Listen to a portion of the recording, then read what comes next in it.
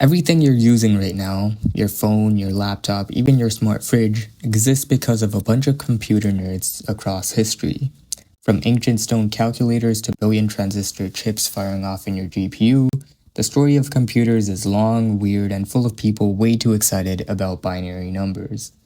For those who aren't cultured, binary is those ones and zeros you see when the hacker in those movies used to try to hack into the mainframe or whatever.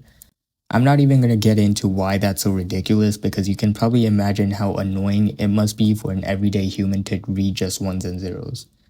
Now, just to preface, the history of computers is actually very deep, and I'll likely not even scratch the surface of all of the other cool things that were invented along the way.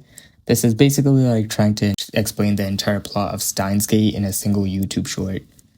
Anyways, let's dive into the magical world of computers.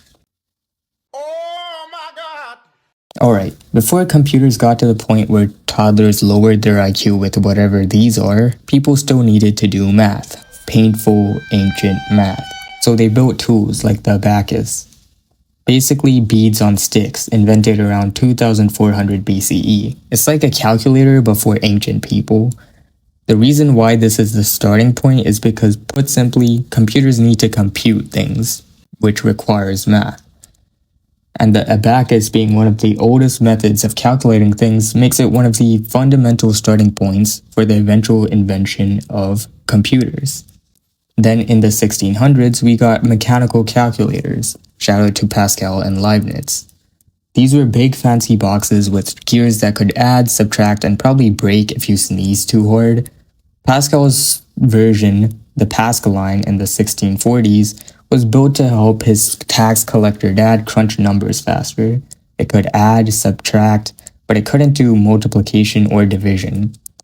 A few decades later, however, Leibniz pulled up with his stepped reckoner, which leveled up to handle multiplication and division using a clever gear system. Also, the Pascaline and stepped reckoner both sound like some special move used by some anime MC. This guy's full name even sounds like a supervillain.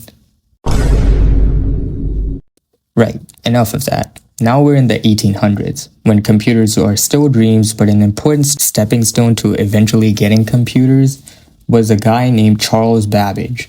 Charles designed the analytical machine, basically a mechanical computer that could loop instructions and store data.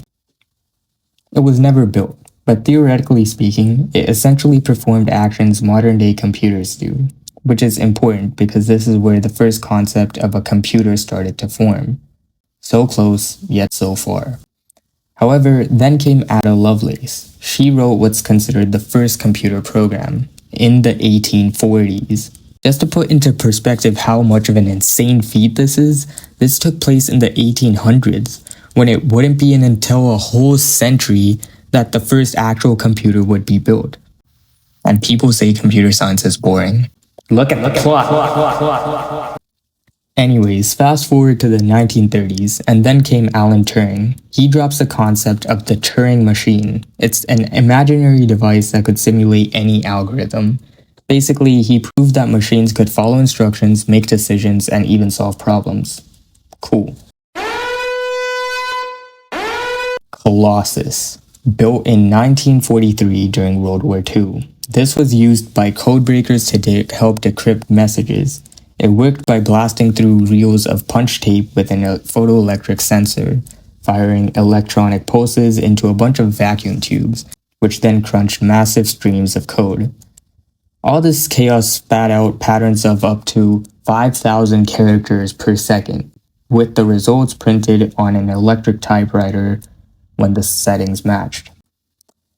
Yeah, I didn't get any of that either.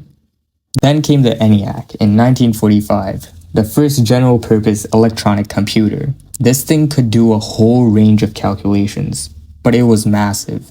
It weighed 30 tons and had 18,000 vacuum tubes. You had to rewire the whole thing just to change the program. And finally, UNIVAC came along as the first commercial computer in the US, rolling out in 1951, with a mission to handle government and business data like the census and payrolls. Now it's the mid 1970s, and computers are finally crawling out of research labs and into people's garages. The Altair 8800 in 1975, it looked like a microwave and had no keyboard or screen, just a row of blinking switches. But this box sparked the personal computer revolution. It was cheap-ish, hackable, and most importantly, it was yours. And then came the garage legends, Steve Wozniak and Steve Jobs. They dropped the Apple I, then the Apple II, and these machines were actual plug-and-play computers. You didn't need to be a soldering wizard, just plug it in and boom, you can start computing. Meanwhile, over at IBM, they dropped the IBM PC in 1981.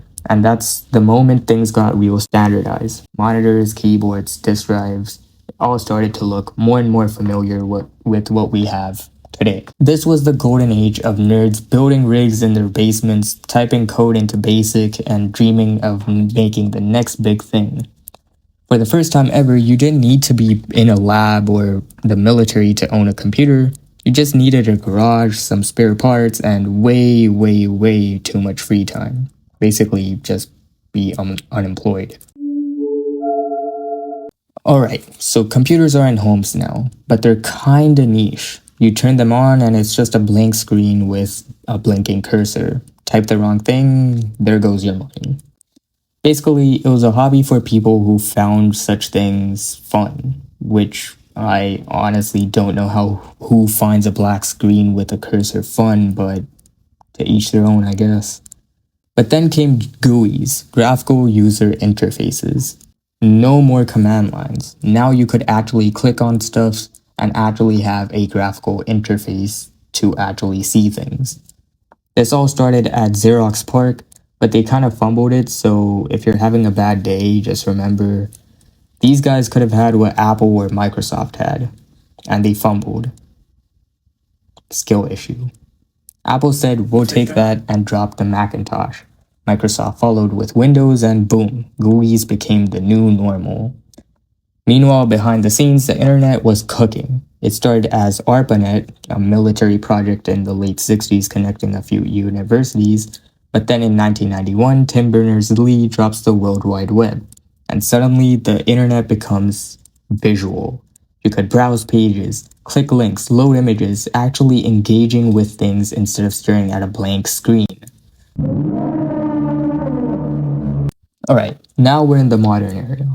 Computers aren't just on desks anymore, they're in your pocket, on your wrist, and a whole bunch of other places. The iPhone dropped in 2007. It was like a tiny computer with a touchscreen. Then came Android, and suddenly billions of people were walking around with computers that had more computational power than what was used to get people on the moon. I'm not even joking. But that's just the hardware. Behind the scenes, there's cloud computing, massive data centers doing the heavy lifting. You're watching videos, running apps, even using AI, all on servers you never see. We started with switches and vacuum tubes, and now we're asking machines to write poetry, pass exams, and make brain rot. So yeah, modern computing is basically magic, but it's also the product of decades of nerds building, experimenting, failing, and pushing forward anyway. Very, very cool.